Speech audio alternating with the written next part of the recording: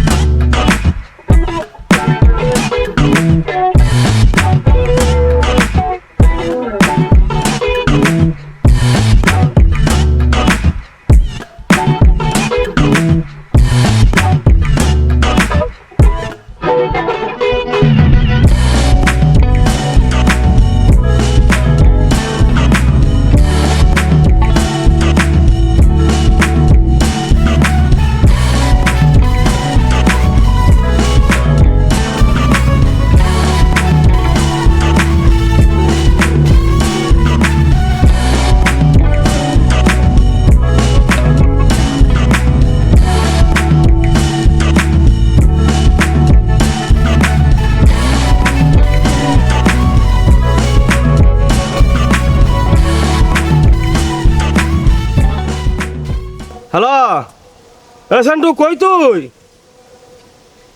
হ্যাঁ, ওই মার্কেটের ভাড়া আনছিস? আচ্ছা নিয়ে আয়। আর ওই যে রুম ভাড়া কিটা কিটা দিছে? আচ্ছা ঠিক আছে, ওই যে আমি ছাদে আছি, কোন রুমের ভাড়া দেয় নাই? 18 আর 27 ভাড়া দেয় নাই কে? ওরা বেতন পায় নাই? আচ্ছা আচ্ছা, তুই ছাদে আয়, আমি ছাদে আছি, আয়। শিখদের সাহেব হঠাৎ করে ফোন দিল, কাহিনী তো কিছু বুঝলাম না। হ্যাঁ হ্যালো ভাই, ওই যে ভাড়াটা, ওই বাইবেলের ভাড়াটা ভাই বাকি আছে। আচ্ছা আচ্ছা ভাই, বিষয়গুলো আমি দেখতেছি। কি এখন নেওয়া লাগবো? আচ্ছা ভাই দিছি। বুঝলাম না, সকালবেলা পাঠালো ভাড়ার লাগা, আবার এখন কিছু যাওয়ার লাগা। বিষ ওটা তো বুঝলাম না। সমস্যা না, যাইয়া দেখি। ঠিক আছে স্যার, কি ইমার্জেন্সি ডাকলেন? কি হয়েছে তুই জানোস না? সামনে আয়, পান দে, খাতা বুড়া।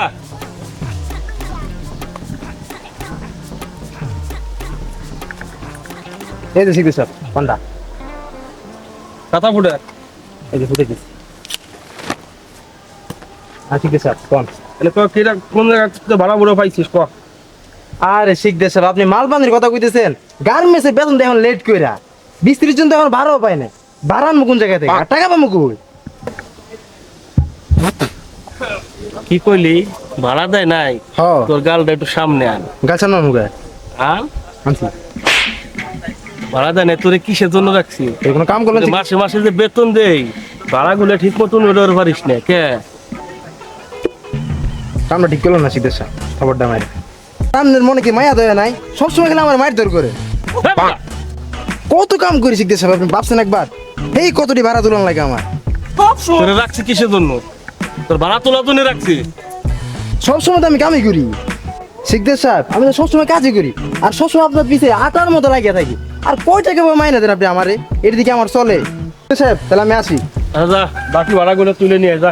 ও শিখতে সাহেব একটু তো খবর আছে, তাজা খবর। আর আমাকে 14 নম্বর রুমে সালমা আপা থাকতো না, হ্যাঁ। মনে সেই একটা আগুন আইছে। ওই যে বুঝেন নাই 65 আগুন আইছে, পুরাই আগুন। কি কইলি তুই? আগুন আইছে? দেখাবি না? আরে গার্মেন্টস তো এখনো ছুটি হয় নাই, ছুটি 8টার পর। একটু সবর ধরেন, তখন দেখ মনে লন।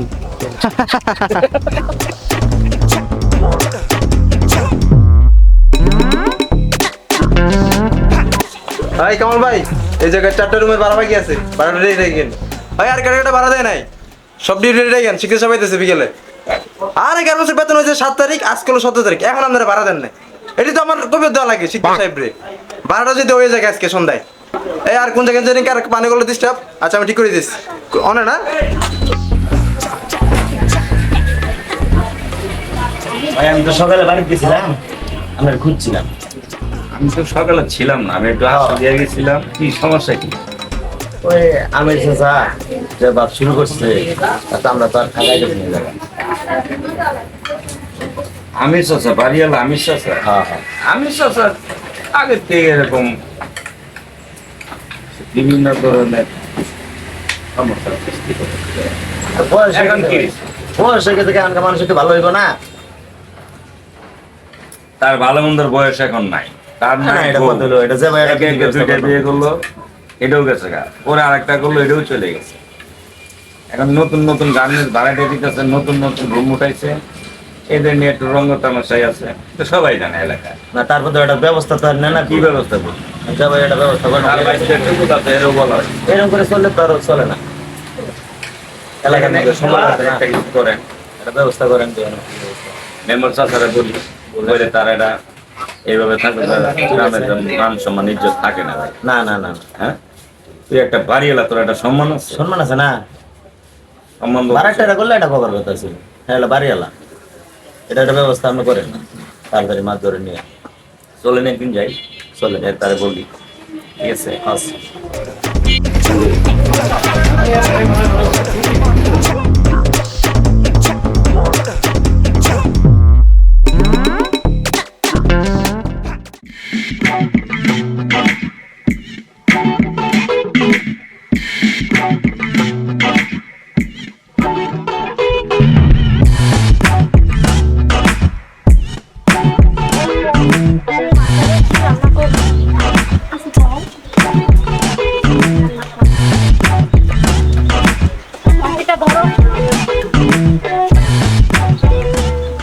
বাড়িটা রাখতো সাথে বাজার ঘাট আছে, কাঁচামরিচ টরিচ আছে কিনা দেখতো।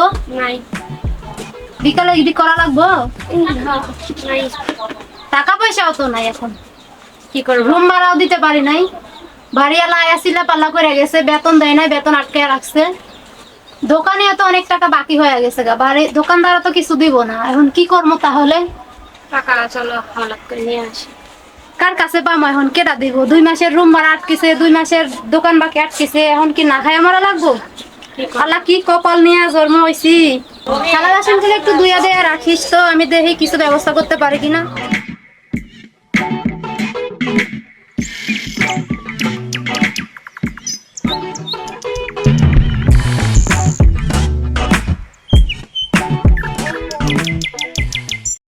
সালমা পা যে কখন আসবে এখনো আসে না। সালমা আপা আছে? সালমা আপা, এই সালমা আপা, বাসা মনে নাই। আরে সাথী আপা যে, কি অবস্থা আপা আপনার? ভালো ভালো আছে। ভালো কেমন থাকি? 3 মাস ধরে আপনারা বাসা ভাড়া দেন না, এইদিকে শিকদার সাহেব আমার তো অবস্থা নাই করে লাইতেছে। ভাইয়া কি বলবো, হয়তো বাজার আনতে গেছে, এখন তো হাতে টাকা পয়সা নাই, কি করব? নতুন আইছি ভাইয়া, গার্মেন্টসে যে কষ্ট, হাতের মধ্যে টাকা টুকা নাই, বাজার ঘাট নাই, কিছু নাই, কি করব? জানেন চিন্টু ভাই, আমি তো নতুন চাকরি নিয়েছি, গার্মেন্টসে যে কষ্ট, যে ডিউটি এত। সাথী আপা, ব্যবস্থা আমি একটু করে দিবার পারি, কিন্তু আপনার বান্ধবী সালমা আপা যে কাণ্ড করছে, এই শিকদার সাহেবের দোকানে যে বাকি করছে, কোনো টিয়া পয়সা দিবার তো কোনো নাম গন্ধ নাই, আর শিকদার সাহেব আমার অবস্থা নাই করে লাইতেছে। সাথী আপা, সব কথার এক কথা, লেনদেনটা যদি একটু ঠিকঠাক করে করেন না, বাজার আপনার বাসায় সুসুর করে আইব, বুঝছেন আপা?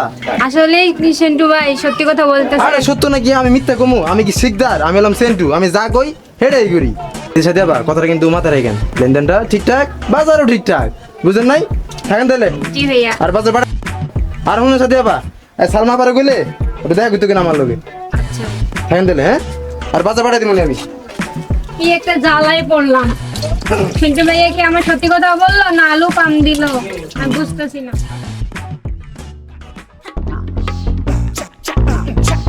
কিন্তু কি অবস্থা? আরে শিখতে সাহেব অবস্থা তো ভালো, তবে সালমা তো বাসায় নাই। ওই যে আমি কইছিলাম না 65 তো পাতিল মাছ আছে, যাই একটু পশ্চিমে চুকে দেয়। তুই আড়তে যা, আমি আইতেছি যা। আচ্ছা, খালি তো কাম। রে বাড়ি থেকেও নাই নাকি রে? সব গেছে কোথায় এরা? হাই রে, শিকদার সাহেব আইছে, আজকে তো আমার বাসন নাই, কি করবো? 3 মাসের রুম ভাড়া দিতে পারি না, দোকান বাকি 2 মাসের, আজকে কি জবাবটা দিব?